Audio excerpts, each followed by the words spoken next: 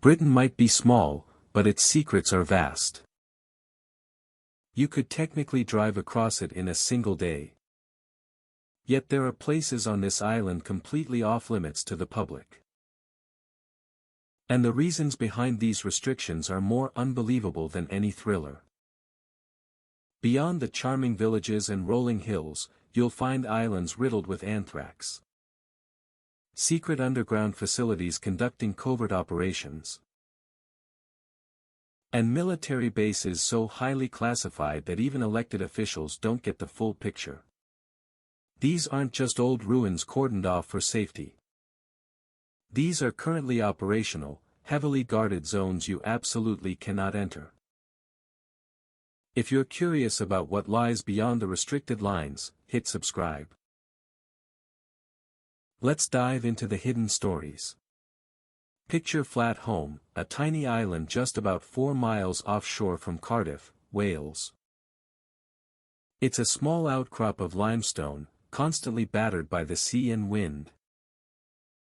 So compact you could practically walk its entire length in about 20 minutes.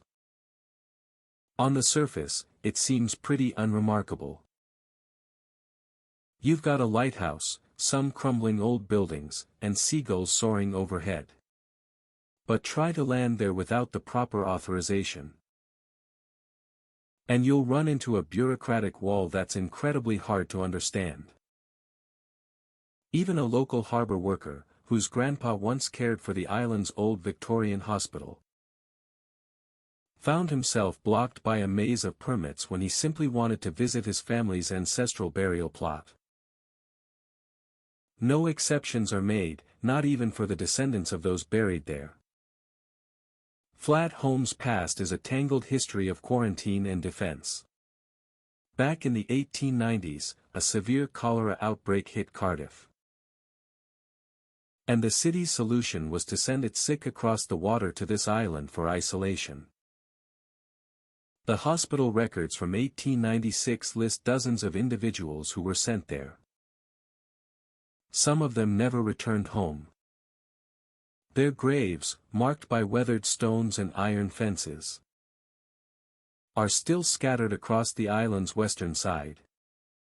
During World War I, the British Navy established gun emplacements to protect the Bristol Channel. And in 1941, the Royal Air Force set up a radar station, codenamed M14, to detect incoming enemy aircraft. The island's sole road was actually built by soldiers, not by the original inhabitants. But Flat Home isn't just a historical artifact. In 1897, Guglielmo Marconi chose this spot to test his wireless telegraph equipment, successfully transmitting the first radio signals across open water to Lavenock Point. Those pioneering experiments, with records still preserved at the Royal Signals Museum, laid the crucial foundation for today's global communication systems. By the late 1970s, the island was designated a site of special scientific interest, becoming a sanctuary for seabirds and unique plant species. That's when the access restrictions became much stricter. Nowadays, landings are limited to just 4 times a year. And each visit requires approval from both Natural Resources Wales and the Ministry of Defence. There's a half-mile maritime exclusion zone, and using drones is completely forbidden. Even academic researchers from Cardiff University have had their projects abruptly cancelled when the Ministry of Defence invoked its Defence Reserve Clause. So, what's the concern? Officially, it's about safeguarding delicate ecosystems and respecting the memory of those lost to illness. Unofficially, it feels like the boundaries are moved whenever too many questions are asked. Particularly regarding a military exercise in 2005 that locals claim left more than just boot prints behind. The government insists it's merely a nature preserve, but when a place so small and well documented remains off-limits for so long, you can't help but wonder what's truly being protected, and from whom. Let's shift our focus to Akrotiri and Dhekelia, two British sovereign territories on the island of Cyprus, covering a combined 98 square miles. These are remnants of colonial presence, still existing decades after Cyprus gained its independence. These enclaves are not historical relics, they are active, secure areas with their own police forces, legal systems, and tax structures. Approximately 15,000 people, predominantly Cypriots, live under regulations originating from London, not Nicosia. British law takes precedence over local Cypriot laws, enforced by officers in British uniforms who report to a base commander, not the Cypriot government. This arrangement dates back to the 1960 Treaty of Establishment. When Cyprus achieved independence, Britain secured these territories, justifying the move as vital for NATO operations. The treaty's wording created a legal vacuum where British extraterritorial law applies, rendering Cypriot law secondary. A legal scholar once characterized it as colonialism with a modern update and a surveillance system. This legal framework profoundly impacts daily life for residents. In 2017, 3 Cypriot families lost their agricultural land due to a base expansion project. Their legal challenges were unsuccessful, as the courts ultimately answer to London. Human rights organizations have documented instances of civilians being detained for crossing base perimeters with limited options for redress. Even everyday activities like visiting relatives or organizing peaceful demonstrations require special permits. Environmental impact assessments are frequently redacted under the guise of defense exemptions. The airspace above these bases is heavily militarized. The Akrotiri runway serves as the UK's primary drone operations hub for the Middle East. Between 2020 and 2022, flight logs show numerous unmanned aerial vehicle missions, none of which have been publicly acknowledged. Parliamentary inquiries regarding these flights are typically deflected, citing the need for operational secrecy. NATO-mapped satellite uplinks transmit intelligence directly to British intelligence agencies. These sovereign base areas function as a critical node within Britain's global surveillance network, where military objectives consistently supersede civil liberties. For the people residing there, the boundary is both a physical barrier and a legal one. The official explanation presents these sovereign base areas as artifacts of the Cold War, but the reality is a contemporary enclave where colonial legal frameworks and advanced surveillance technologies dictate everyday existence. From the outskirts of Harrogate, the distinctive white domes of RAF Menwith Hill become visible against the horizon, clustered behind high fences and warning signs. Locals refer to them as golf balls, but these radomes, 14 in total and each 30 meters wide, are anything but recreational. Inside, massive satellite dishes constantly scan the sky and probe the Earth, collecting signals from across continents. Menwith Hill is recognized as the largest eavesdropping facility outside of the United States. Strategically located in plain sight within the Yorkshire countryside. Officially, it's designated as a Royal Air Force base.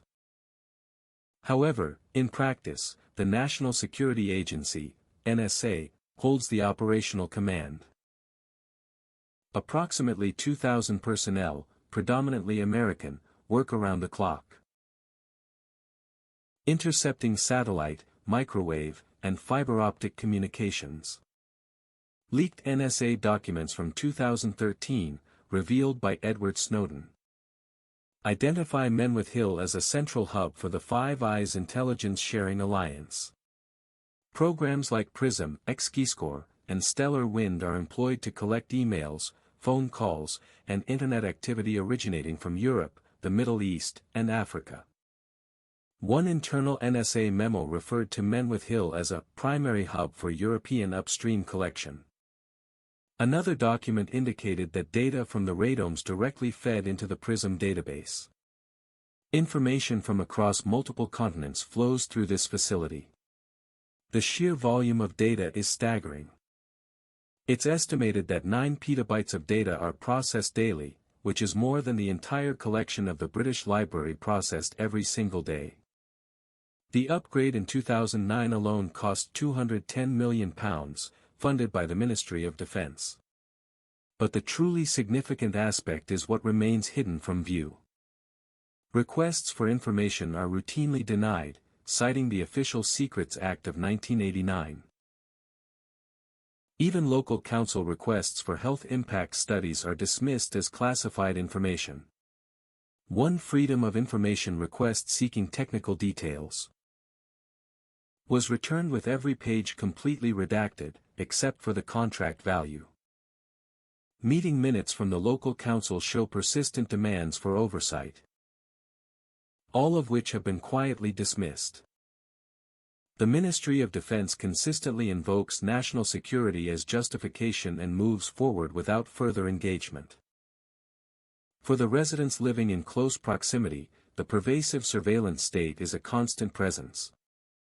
Sarah Whitfield, a local resident from Harrogate, has spoken about years of disrupted sleep and persistent anxiety, believing that the low-frequency hum emanating from the facility is the cause. Every Thursday, a small group of protesters shows up at the main gate, holding signs and calling out the names of those targeted by surveillance. Sometimes, it's just 3 people braving the rain. Other weeks, dozens arrive with banners demanding privacy and civil liberties. Janet, a retired teacher, has been part of this demonstration for over 2 decades. She believes, someone has to stand up because they are watching everything. If they're observing the world, who's keeping an eye on them? Efforts to pierce this veil of secrecy have yielded nothing. Back in 2018, a legal challenge was brought against Men with Hill's extensive interception practices, arguing that it infringed upon individuals' right to privacy. The legal battle concluded outside of court, with the terms of the agreement kept confidential. No explanations were given, and no changes were made. Those distinctive red domes are still visible from miles away. Yet what goes on inside remains a mystery, even to members of Parliament. Porton Down is situated behind a double fence in the rural Wiltshire landscape, surrounded by warning signs and a vast 7,000-acre security zone. Officially, it's known as the Defence Science and Technology Laboratory, a facility for protective research. However, it's unofficially recognized as the United Kingdom's most long-standing example of government secrecy. Since 1916, numerous scientists in lab coats have worked here, developing chemical and biological weapons that the public was never meant to be aware of. Between 1949 and 1989, over 20,000 individuals, primarily young servicemen, were subjected to experiments involving nerve agents, mind-altering drugs, and bacteria. They were led to believe they were participating in trials for common cold remedies or minor irritants. In reality, the risks they faced were often significantly greater. The most notorious case involves Ronald Madison, a 20-year-old engineer in the Royal Air Force. On a spring morning in 1953, Madison was placed in a sealed chamber while scientists applied liquid sarin directly to his exposed skin. He rapidly deteriorated, collapsing within minutes with foam at his lips. He passed away before an hour had passed. The official cause of death was recorded as an accident.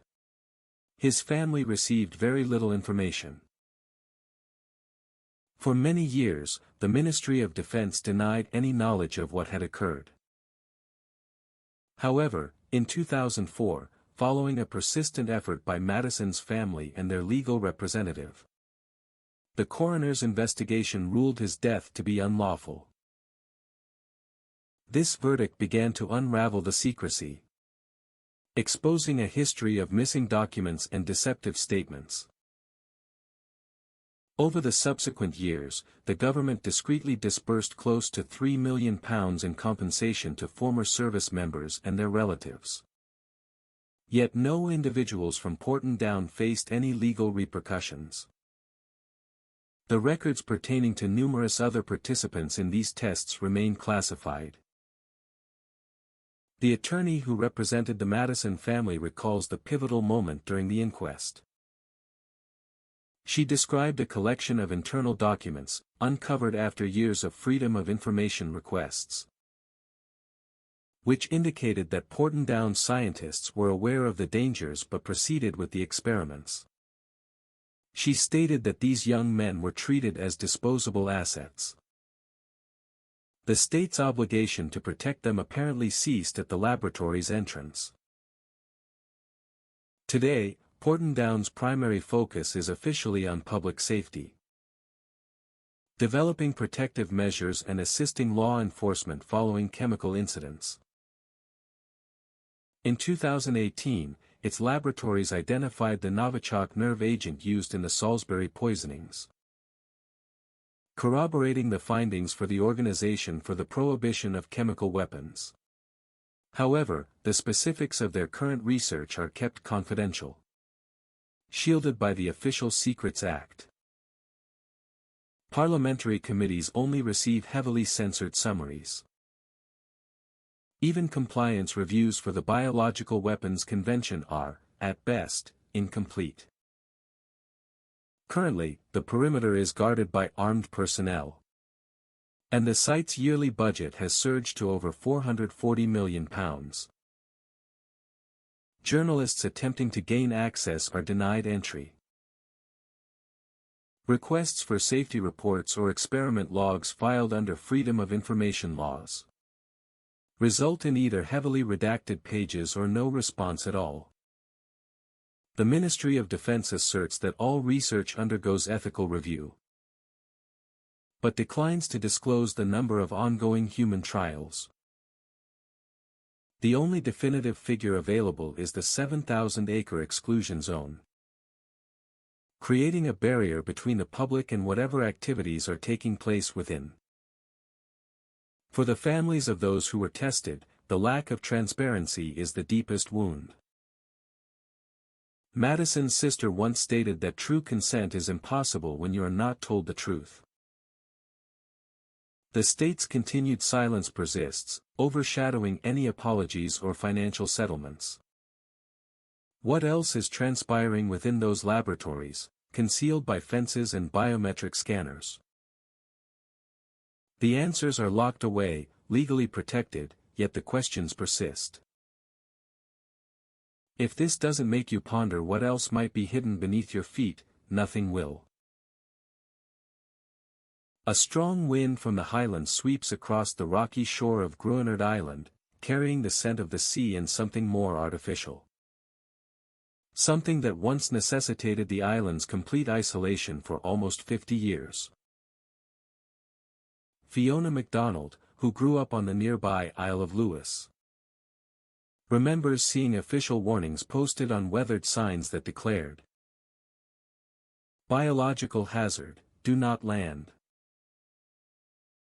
Her father used to say the island was cursed. Even the sheep avoided it. In 1942, the War Office issued a straightforward directive. Assessed the deadly potential of anthrax as a weapon. Gruinard was chosen for its remoteness, far from public view. Its manageable size, and possibly because no influential individuals lived nearby to voice objections.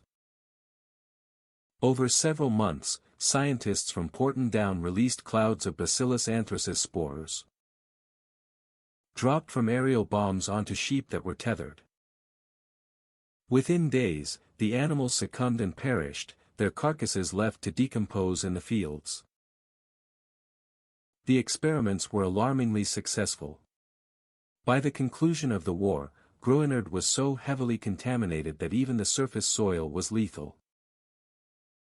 The government established a guard presence and declared the island inaccessible, placing it under quarantine for what would ultimately be 48 years. The warning signs remained, but the actual danger was largely unseen. There were no fences, just the chilling knowledge that a small quantity of spores could be fatal. The scientific rationale behind the prolonged lockdown was starkly simple. Anthrax spores possessed the ability to persist in soil for many decades, enduring wind, rain, and the passage of time. Initial assessments indicated spore concentrations of up to 1 billion colony-forming units per gram in certain areas.